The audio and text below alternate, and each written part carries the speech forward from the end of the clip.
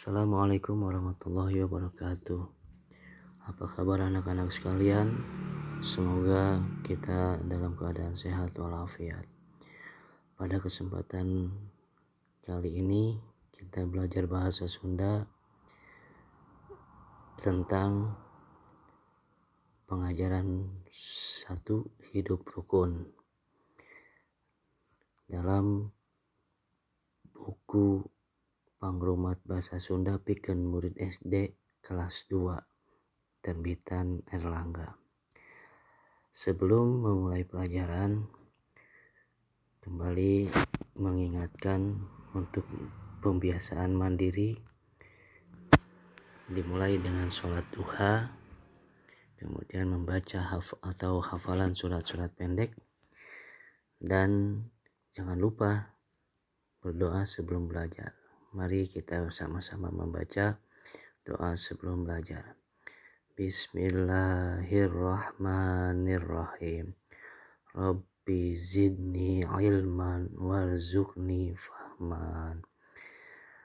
Baik, kita belajar hidup rukun pada pertemuan kali ini dengan tujuan pembelajaran yang pertama, siswa memahami kosakata dengan isinya, isi yang berjudul ngarakeutkeun silaturahmi. Kemudian yang kedua, siswa dengan belajar materi ini diharapkan mampu menggunakan tanda titik yang dalam bahasa Sunda. Tujuan pembelajaran nu kahiji, siswa maham kosa atawa kecap jeung eusi wacana anu judulna ngarakeutkeun silaturahmi. Nu kadua, siswa mampu maham kana ngagunakeun tanda titik.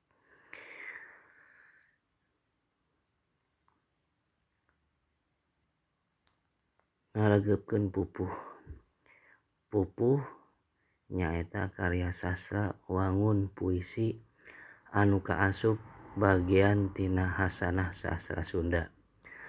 Ari pupuh teh kauger ku patokan atanapi aturan pupuh, mangrupa guru wilangan, guru lagu, sarta watek. Ai guru wilangan teh nyaeta jumlah engang atanapi suku kecap unggal pada lisan atanapi larik atawa baris. Guru lagu nyaeta sora panungtung atawa sora vokal anu akhir unggal pada lisan. Sedangkeun watek nyaeta karakteristik eusi pupuh. Tah contohna pupuh pancung aya dina tulisan anu judulna Tata Krama. Mangga sadayana ditingali contohna dina warna atanapi dina judulna Tata Krama. Pupuh di luhur kaasup kana pupuh puncung.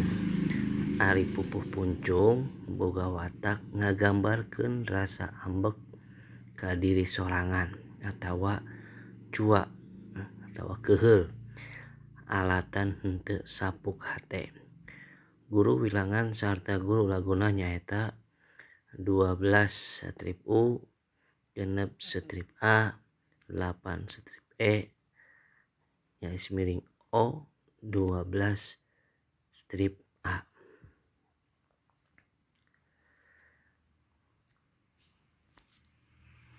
Cing tingali kana wacana di dieu nyaeta ngarakeutkeun silaturahmi.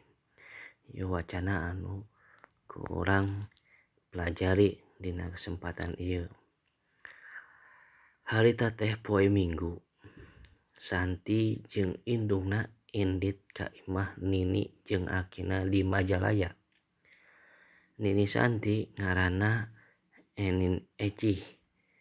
Ari akina mah ngaranna Aki Somad.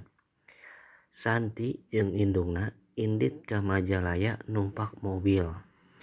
Naekna di terminal Kebon Kalapa. Indit ti imah kira-kira jam 8. Nepi ka terminal Majalaya kurang leuwih jam 10. Santi jeung indungna indit angkaribung mawa oleh-oleh rupa-rupa kueh jeung kakaren sajena. Sadatangna ka imah Nini, kasampak Aki keur macul di sawah hareupeun imah. Atuh Aki makin sono langsung nangkep ka Santi jeung ka indungna. Komo deui saenggeus akina Santi nyahueun Santi jeung indungna datang, manirah bul baraya datang saronoeun. Ampir unggal jelema sasalaman ka Santi jeung indungna. Ceuk Nini jeung Aki Santi mah disabudeureun imah di dieu mah baraya kabeh. Poe eta teh atuh kasono Santi jeung indungna kanu jadi kolot teh katamplokeun. Ceuk Nini jeung akina lamun urang boga baraya teh kudu daek nganjang ngarah apal. Lamun henteu bakal pareumeun obor. Teu wawuh jeung baraya najan masih sarundayan oge. Ku kituna urang perlu ngarakeutkeun silaturahmi. Anu kurang lebih arti bahasa Indonesiana ngarakeutkeun silaturahmi atawa mempererat silaturahmi. Pada suatu hari, yaitu hari Minggu, Santi dan ibunya pergi ke rumah nenek dan kakeknya di Majalaya. Nini kalau dalam bahasa Indonesia nenek Santi bernama Enin Ecih dan kakeknya bernama Kakek Somad. Santi dan ibunya pergi ke Majalaya naik mobil. Naik mobilnya di terminal Kebon Kalapa. Pergi dari rumah kira-kira jam 8. Sampai ke terminal Majalaya kurang lebih jam 10. Santi dan ibunya pergi dengan membawa oleh-oleh bermacam-macam kue yang sangat banyak. Sesampainya di rumah nenek, disambut sama kakek yang lagi nyangkul di sawah yang letaknya di depan rumah. Si kakek sangat kangen dan langsung memeluk Santi dan ibunya.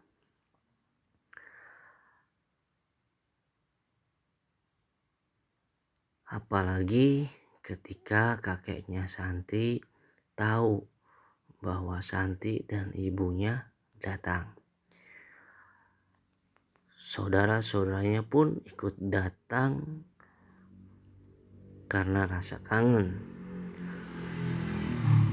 Hampir setiap orang bersalaman ke Santi dan ibunya.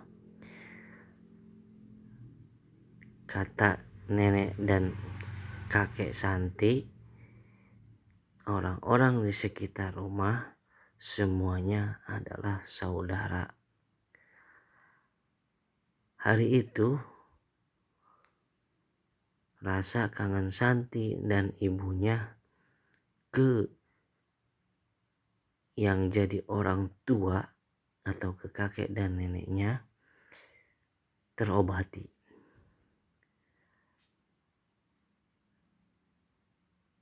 Kata nenek dan kakeknya Santi,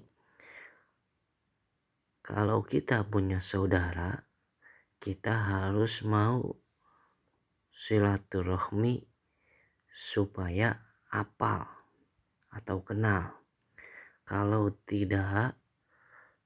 tidak silaturahmi, maka akan menjadi tidak kenal sama saudara.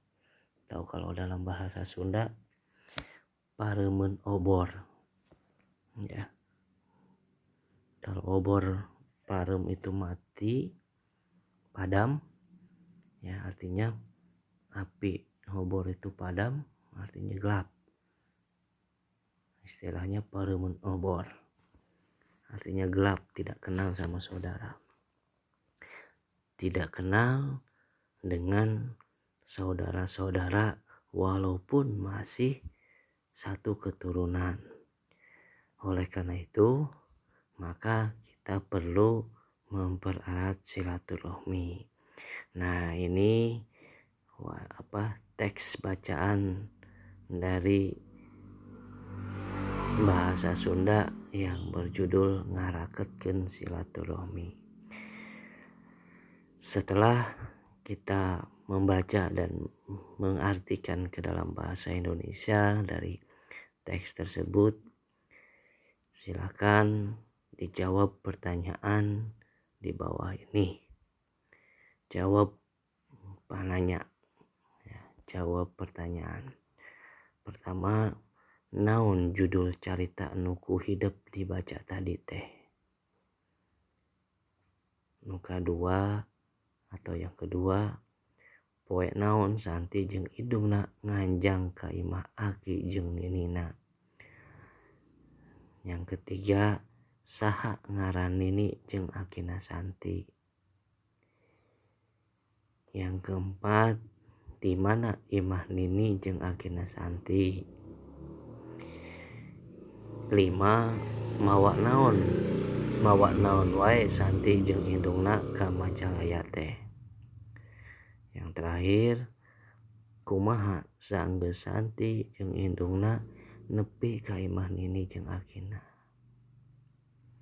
Nah, itu tadi pertanyaan-pertanyaan yang berkaitan dengan teks bacaan yang berjudul Ngarakeutkeun Silaturahmi. Selanjutnya kita belajar tentang metakeun paguneman. Di sini ada teks bacaan lagi yang berjudul Silih Tulungan atau saling membantu. Panon poe caang, matahari sangat terang. Rupa-rupa sasatuan katempo hanaang. Bermacam-macam hewan terlihat ramai. Nareangan cai keur minum. Mencari air untuk minum. Sakadang sireum indit ka hiji susukan. Seekor semut pergi ke satu susukan. Susukan itu semacam got, ya. Kulantaran rusuh sakadang sireum ti koleset. Karena semut itu terburu-buru, maka semut itu ti koleset itu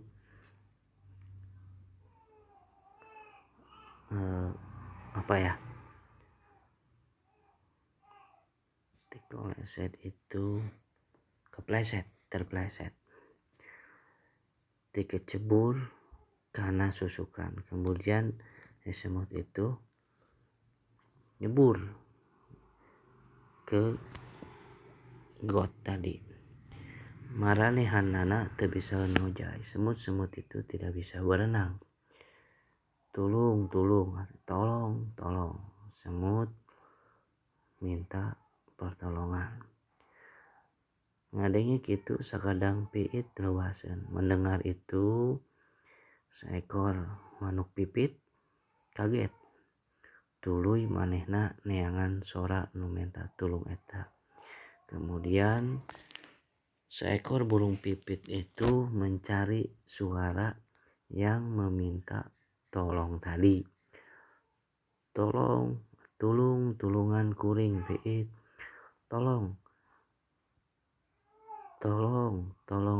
Tolongin saya, wahai burung pipit, kata seekor semut dengan teriakan. Seekor piit atau sakadang piit ningali sakadang sireum nu keur palit dina susukan. Seekor burung pipit melihat semut yang lagi hanyut di got tadi ya. Kulantaran karunyaeun karena si burung pipit itu merasa iba atau kasihan, maka burung pipit nulungan sakadang sireum. Burung pipit tadi menolong semut. Carana muragkeun daunan nu aya dina tangkal cereme dengan cara menjatuhkan daun yang ada di pohon cermai. Semut tadi dengan cepat naik ke daun yang dijatuhkan oleh seekor burung pipit. Nuhun piit. Terima kasih burung pipit. Anjeun geus nulungan urang. Kamu sudah membantu saya. Ceuk sireum bari ngagolowok, kata semut berteriak. Hiji waktu sakadang piit keur henteu dina tangkal cereme. Satu waktu seekor burung pipit hinggap di pohon ceremai. Teu jauh di tempat piit aya tukang ngalah manuk ngaranna Kumeli. Tidak jauh dari tempat burung pipit ada yang suka nembak burung yang dinamakan Kumeli. Kumeli ngadeuketan tangkal cereme. Kumeli tadi mendekati pohon cereme. Manehanana niat rek newak piit. Si Kumeli tadi berniat untuk menangkap burung pipit. Sakadang pipit teu ngarasa yen manehna rek ditewak ku si Kumeli.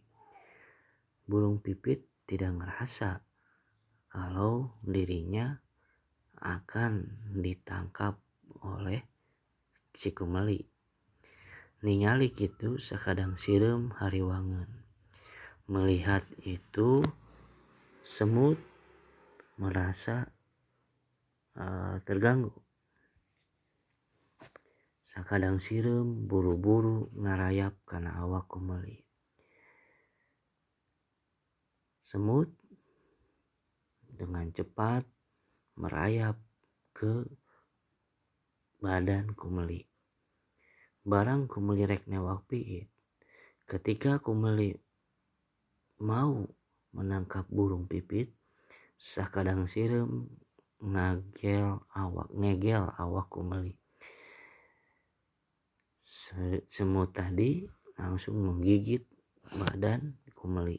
Aduh, gorowok Kumeli nyerieun. Aduh, teriak Kumeli merasa kesakitan. Ngadenge kitu, mendengar itu sakadang pipit naleuwaseun. Burung pipit kaget. Terus manehanana buru-buru hiber. Akhirnya burung pipit itu buru-buru atau dengan cepat terbang. Kedebug kumeli labuh tiguling karena susukan. Kuprak, si kumeli tadi jatuh ke got atau ke kali. Sakadang pipit, sakadang piit, salamet. Burung pipit selamat. Manehanana nganuhunkeun ka sakadang sireum. Burung pipit tadi mengucapkan terima kasih atau berterima kasih ke semut. Sakadang sireum bungaheun lantaran geus mulang tarima ka sakadang pipit nu kungsi nulungan manehna. Si semut tadi sangat bergembira karena sudah merasa berbalas budi ke seekor burung pipit yang pernah menolong si semut. Nah, itu tadi cerita tentang silih tulungan atau saling menolong. Selanjutnya kita belajar mikaweruh tanda titik. Belajar tentang penggunaan tanda titik dalam bahasa Sunda. Tanda titik digunakan pikeun nuduhkeun tanda pungkasan kalimat. Tanda titik digunakan untuk menunjukkan tanda akhir kalimat. Pek titenan contoh di handap ieu. Silakan perhatikan contoh di bawah ini. Contoh, emak mulih di damal. Titik. Tapi jangan dibaca titiknya. Di situ ada tanda titik. Emak atau ibu pulang dari kerja. Nah, titiknya di situ. Tapi tidak usah dibaca tanda titiknya. Tanda titik menandakan akhir dari kalimat. Bapak nuju kulem. Bapak sedang tidur. Nah, titik di situ setelah kulem. Engkom nuju ameng. Engkom sedang bermain. Itu. Jadi setelah kata didamel, kulem, dan kata ameng, karena itu akhir dari kalimat, maka diberi tanda baca titik. Nah, menandakan akhir dari kalimat. Selanjutnya, akhir dari pembelajaran kita yaitu tugas. Silakan kalian pertama membuat kalimat sesuai dengan halaman 3 dan yang kedua menjawab pertanyaan di halaman 5. Baik, itu saja pembelajaran bahasa Sunda pada kesempatan ini. Terima kasih. Billahi taufiq wal hidayah. Assalamualaikum warahmatullahi wabarakatuh.